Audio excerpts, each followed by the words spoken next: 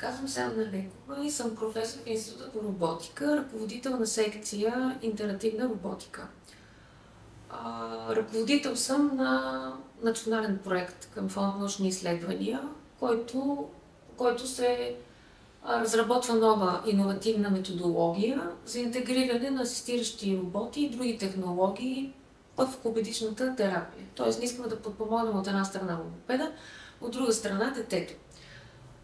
Тъй като изследванията са интердисциплинарни. Имаме нужда както от специалисти, инженери по роботика, така от логопеди, психолози, също така от колегите от Unibit, които работят разработват интерактивни сценарии за виртуална реалност.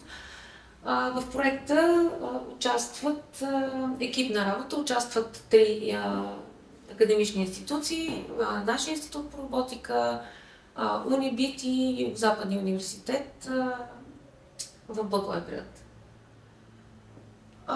Това е продължение така на предишни наши 2 проекта, като последният беше даже международен, приключи миналата година и правихме изследвания с деца в логопедичния център в Благоевград. Работихме там с децата, като родителите също участваха в сесиите, даваха своето мнение. И те ни помолиха, продължете по някакъв начин и всъщност това ни беше най-голямата мотивация да направим този проект. Като какво е новото в него? Значи, тук може да видите, това е един социално асистивен робот, NAO. Вече колегите в Благоевград го закупиха, искат да го ползват по-регулярно, защото иначе ние трябва да ходим в логопедичния център. И това е така един инструментариум логопедичен с картинки, показва се на робота картинка, той казва какво е това, прави се така един диалог с детето.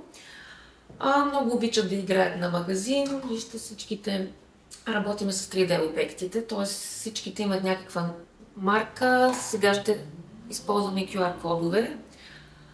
И купува детето, плаща на касата и така чрез преживяване, чрез действие и преживявания натрупва много по-дълготрайни знания. Защо искаме да използваме виртуалната реалност като една асистивна технология? Значи децата разказват по картинки. Това са 3 картинки, които представят котето е на дървото, тата е ела, татко се качва на стълбата.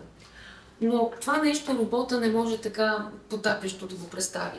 Тоест, ние искаме да разработиме едни интерактивни сценарии във виртуалната реалност.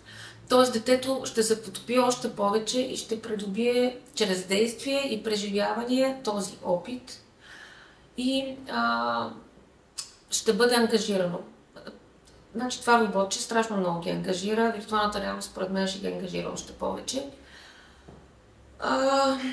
И разработваме в момента, в процес на разработка такива интерактивни сценарии във виртуална реалност, а също така 3D модела на роботчето ще бъде също интегриран във виртуалната реалност, защото децата са свикнали с него и той ще има едно така подкрепящо присъствие. И те ще могат да получат един опит, първо защитена среда, виртуалната среда е защитена за децата, второ с подкрепящото присъствие на роботчето NAO. Също така, какво мога да добавя?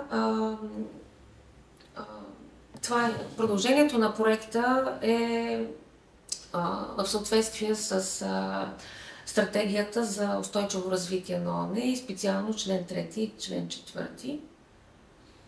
Като се предвижда в този проект също така на втория етап експерименти с децата в логопедичния център в Благоевград. И ще получим нови знания чрез експериментални изследвания.